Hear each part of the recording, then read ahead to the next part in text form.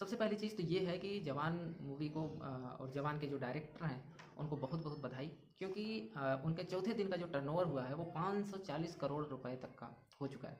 तो उसके बाद भ्रष्टाचार समेत इसमें कई सारे ऐसे मुद्दे हैं जो सत्ता पक्ष को चोट पहुंचा सकती है और चुभ सकती है। इसके बारे में कोई बहस नहीं चल रही होगी कि जो जवान मूवी है वो उसमें क्या क्या मुद्दे उठाए गए हैं, क्या क्या चीज़ें चल रही हैं, वो आपको ना टीवी में दिखेगा ना अखबार में दिखेगा। तो इन सभी चीज़ अभी यही चीज़ कोई मोदी के पक्ष में उनकी कोई ऐसी फिल्म बनाता जिसमें मोदी जी बहुत अच्छा काम कर रहे होते, तो इसको जो मीडिया है ना वो चिल्ला चिल्ला करके उसका प्रचार करती और लोगों तक पहुंचाती कि आप इस वीडियो को देखें, आप इस मूवी को देखें। लेकिन जहाँ पे सत्ता से सवाल पूछने का बात आता है वहाँ पे जो मीडिया होती है ना वो उसके मुंह पे ताला लग जाता है और वो कुछ नहीं बोलती। जवान फिल्म को लेकर के बहुत सारी ऐसी अपडेट्स आ रही हैं जो कि बहुत सारे मुद्दों को अ, जो सरकार से सवाल पूछती है। जवान मूवी एक ऐसी फिल्म है जो लोगों को आईना दिखा रही है, सरकार को आईना दिखा रही है और सरकार के एक तरह से खिलाफ जो है बातें कर रही है उसमें, जिससे कि ये बीजेपी को चुभ सकती है। अब मैं ऐसा क्यों कह रहा हूँ, इसमें बहुत सारे ऐसे मुद्दे हैं जो आपको देखने पे, आपको सुनने पे, आप जब इसको समझेंगे तो आपको लगेगा कि ये सीधे सीधे बीजेपी पे वार है और जो विपक्ष का सवाल है वो सीधा जो जवान मूवी है वो उनको आगे बढ़ा रही है।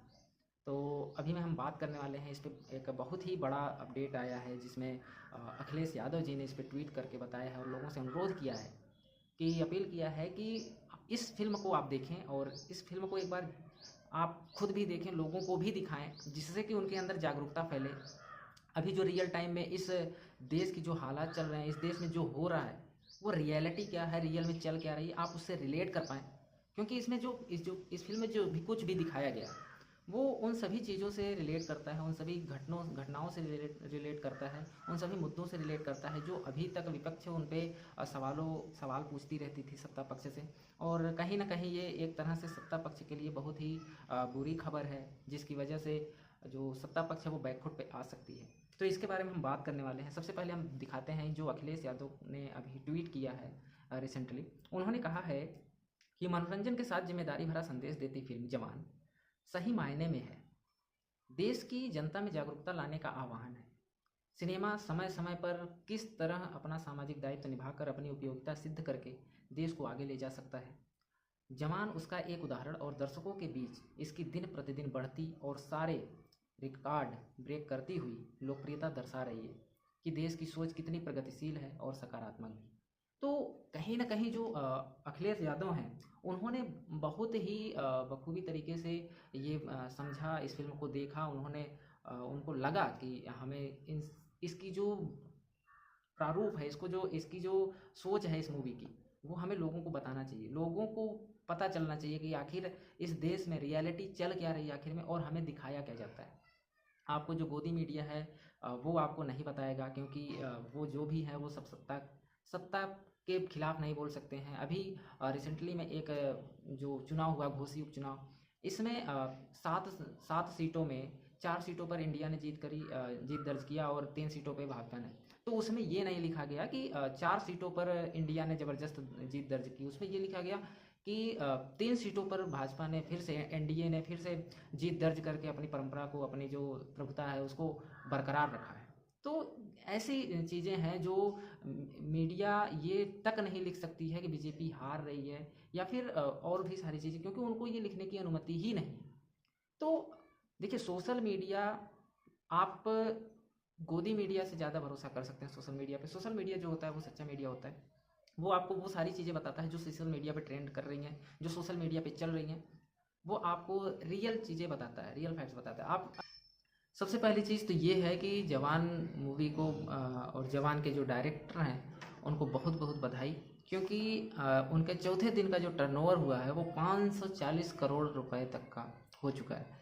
तो उसके बाद भ्रष्टाचार समेत इसमें कई सारे ऐसे मुद्दे हैं जो सत्ता पक्ष को चोट पहुंचा सकती है और चुभ सकती है। उसमें पहला जो है उसमें ये है कि लोन माफ़ी घोटाला। आपने अभी हाल ही में सुना होगा कि, और इस पे ये आरोप भी लगता रहता है सत्ता पक्ष पे कि जो बड़े बड़े बिजनेसमैन हैं, जो कारोबारी हैं, वो जो उनका जो लोन है वो माफ़ कर दिया जाता है। ठीक है, कैसे सरकार खास कारोबारियों के लाखों करोड़ रुपए का लोन माफ़ कर देती है, जबकि जो गरीब किसान मजदूर हैं उनके उनको कुछ हज़ार के लोन के लिए उनको परेशान किया जाता है। ठीक है, तो ये बात थी। और दूसरी बात ये है, दूसरा जो मुद्दा है वो ये है डॉक्टर कफ़ील खान का केस। आपको याद होगा 10 अगस्त 2017 को अ, उसमें बाबा राघव दास मेडिकल कॉलेज में गोरखपुर में योगी आदित्यनाथ जी के गढ़ में वहाँ पे ऑक्सीजन टैंक की कमी होने से लगभग 70 बच्चे एंसेफ्लाइटिस का शिकार होते हैं और उनकी मृत्यु हो जाती है। और जो इसका पूरा का पूरा जो ठीकरा होता है, ये जो पूरा का पूरा आरोप होता है, वह डॉक्टर कफील खान के ऊपर ठोक दिया जाता है, सर पे मढ़ दिया जाता है, जिसकी वजह से उनको आरोपी करार करके उनको 2 साल के लिए जेल भेज दिया जाता है। और इसमें जब 2 साल के बाद कोर्ट ने डॉक्टर कफील खान को बाइज्जत बरी कर देती है, वहाँ से रिहा कर देती है। और जबकि इसका जो जिम्मेदार होता है वह अस्पताल का डीन होता है और हेल्थ मिनिस्टर होता है, लेकिन फिर भी योगी आदित्यनाथ जी हैं, वो कुछ भी कर सकते हैं। तो यहाँ पे अब जनता को दिखाना है कि योगी आदित्यनाथ जी क्या कर सकते हैं और जनता क्या कर सकती है। उसके बाद बात करते हैं जो तीसरा है, उसमें है रक्षा घोटाला। रक्षा घोटाला का भी बारे में आप बहुत सारी ऐसी बातें सुनते हैं, जिसमें राफेल डील हो गया। राफेल डील का बिना टेंडर के जो 540 करोड़ रुपए का था, जो टेंडर था उसको आपने बिना टेंडर के 1600 करोड़ रुपए में खरीद लिया। इसका भी बहुत सारा विपक्ष जो है वो हमला बोलता रहता है सत्ता पक्ष पे। और कहीं ना कहीं इसमें ऐसा भी है, देखने को मिलता है रक्षा घोटाले में बहुत सारे ऐसे जो घोटाले हैं वो देखने को मिलते हैं, और ये ज़्यादा चर्चा में भी रहता है। इसमें ये दिखाया गया इस मूवी में जो रक्षा घोटाला है, कि कैसे प्रधानमंत्री और उनके करीबी जो सहयोगी होते हैं, उनके सहयोगियों की मदद से एक आर्म्स डीलर जो होता है वो ख़राब हथियारों की सप्लाई करता है, जिसकी वजह से एक मिशन में जो जवान गए होते हैं एक मिशन पे, वो बहुत सारे जवान उसमें शहीद हो जाते हैं। तो ये रक्षा घोटाला का भी मुद्दा उसमें उठाया गया है।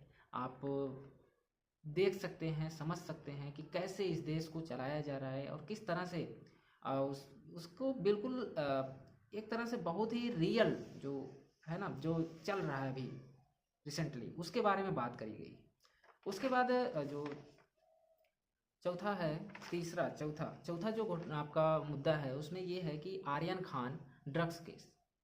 आप इसको इस तरह से भी देख सकते हैं, और दूसरी तरफ से आप ये भी देख सकते हैं, जैसे कि शाहरुख खान के बेटे, जो एक डायलॉग है उसमें कि बेटे को हाथ लगाने से पहले बाप से बात कर। तो इसमें शाहरुख खान के बेटे आर्यन खान को फर्जी केस में फंसाया जाता है, और सीबीआई जांच में खुलासा हुआ कि कैसे फर्जी तरीके से आर्यन को फंसाया गया ड्रग्स में, और ताकि उनके पिता से करोड़ों रुपए की उगाही की जा सके। आर्यन के ज़माने के बाद ये ठीक हुआ, और आर्यन की ज़मानत के बाद एनसीबी के कई सारे जो अधिकारी थे उनको सस्पेंड कर दिया गया। और आपको पता होगा कि इसमें बहुत सारे ऐसे लोग भी शामिल थे जो कि कहीं ना कहीं बॉलीवुड को या फिर एक धर्म विशेष के ऊपर एक बड़ा कलंक लगाने की कोशिश कर रहे थे, जो कि जिसमें वो कभी कामयाब नहीं हो सकते और ना ही होंगे। उसके बाद तीसरी जो पांचवा है वो है सत्ता के खिलाफ जागरूक करते हुए शाहरुख खान। तो शाहरुख खान जब मूवी के लास्ट में सेकंड हाफ में उन्होंने एक जागरूकता भरे एक संदेश दिया लोगों को। उन्होंने बताया, उन्होंने उंगली दिखाते हुए कहा कि ये जो उंगली है ना, उंगली पे ये उंगली बहुत ही महत्वपूर्ण है, इसकी हमें इज्जत करनी चाहिए। क्यों? क्योंकि ये जो उंगली है इस पर इंक लगती है वोट की, और हम लोग जब भी कभी एक मोर्टीन भी खरीदने जाते हैं दुकान पे तो हम उसके लिए सवाल करते हैं, लेकिन जब वही हम एक 5 साल के लिए सरकार चुनने जाते हैं और हम उसके लिए वोट देने जाते हैं तो हम उस सरकार से सवाल क्यों नहीं करते हैं। यहाँ पे धर्म, जाति, मजहब, इन सभी को छोड़ करके हमें सत्ता से सवाल करना चाहिए। हमें पूछना चाहिए कि वो हमारे देश के लिए क्या करेंगे, क्या कर रहे हैं। बेरोजगारी और बेरोजगारी के मुद्दे पर, महंगाई के मुद्दे पर क्या कर रहे हैं, वो क्या बात कर रहे हैं। महंगाई और बेरोजगारी के सवाल पर वो बोल भी रहे हैं कि नहीं बोल रहे हैं, सिर्फ अपना जो ठिक रहा है वो दूसरों के ऊपर सर पे फोड़ रहे हैं। तो इन सभी चीज़ों का भी ध्यान देना है, और इन सभी चीज़ों का हमें खुद से लोगों को सत्ता से सवाल पूछना है। जो भी वोट लेने आता है उससे पूछना है। और आपको, अब मैं आपको ये बता दूं कि जो भी आपके मजदूर हैं, दलित हैं, आदिवासी हैं, जो SC ST OBC और माइनॉरिटी के लोग हैं, इन सभी को अगर इस देश में शांति से रहना है, शांति से इस देश को बढ़ाना है, आगे ले जाना है, तो उनको वहाँ पे वोट देना है, वहाँ पे ऐसे लोगों को लाना है जो नीचे तबके से उठ करके ऊपर आया हो। जैसे लालू प्रसाद यादव, लालू यादव, नीतीश कुमार और हेमंत सोरेन, ये सभी ऐसे नेता हैं, ऐसे कांसी राम, जो नीचे तबके से निकल के आए। वो लोगों की परेशानियों को समझते हैं, वो लोगों को जानते हैं कि शिक्षा कितना ज़रूरी है लोगों के लिए। तो ऐसे बहुत सारे मुद्दे हैं, बहुत सारे ऐसी चीज़ें हैं जिसे हमें जब भी वोट देने जाना चाहिए, तो हमें सबसे पहले इन सभी चीज़ों को अपने माइंड में रख के जाना चाहिए कि हम जो वोट देने जा रहे हैं क्या वो हमारे लिए सच में सही है। सिर्फ धर्म और जाति विशेष को देख करके हमें वोट नहीं करना है, हमें ये देखना है कि हमारे देश की प्रगति कहाँ पे है, हमारे समाज की प्रगति कहाँ पे है, हमारी प्रगति अगर इससे होगी तो हम उसको वोट दें।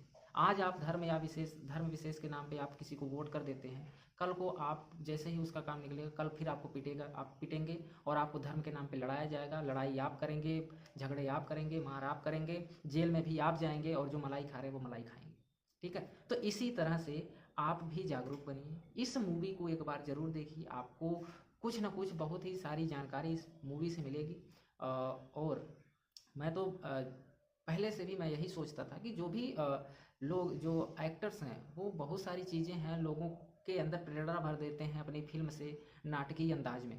तो अगर वो इन सभी चीज़ों पर खुल के आएँ और बात करें तो लोग बहुत ही ज़्यादा उनसे उत्साहित होंगे, उनसे प्रेरणा प्रेरणा लेंगे और लोग काफ़ी अच्छा महसूस करेंगे और वो उस रास्ते पे जाने की कोशिश करेंगे। लेकिन जो बहुत सारे एक्टर्स हैं जो इसके खिलाफ बात ही नहीं करते, क्योंकि बहुत सारे एक्टर्स हैं जो जातिवाद पे ही काम करते हैं। वो इसका जो विरोध कौन कर रहा है जवान मूवी का? जो लोग जो कश्मीर फाइल्स का समर्थन कर रहे थे वो लोग इसका विरोध कर रहे हैं। तो ऐसे बहुत सारे लोग हैं। तो जो देखो, एससी एसटी ओबीसी और माइनॉरिटी के लोगों से मैं ये कहना चाहता हूँ कि एक बार आप इस फिल्म को जरूर देखें और देखने के बाद आप ये डिसाइड करें कि ये जो फिल्म है वो आपको थोड़ा सा भी आपको जगाने की कोशिश कर रही है कि नहीं। अगर आपको जगाती है तो आप नींद से जागिए और ऐसे व्यक्ति को वोट दीजिए जो आपके बारे में बात करे, आपके हितों की बात करे। ठीक है, आपको लड़ाए नहीं धर्म और मजहब के नाम पे।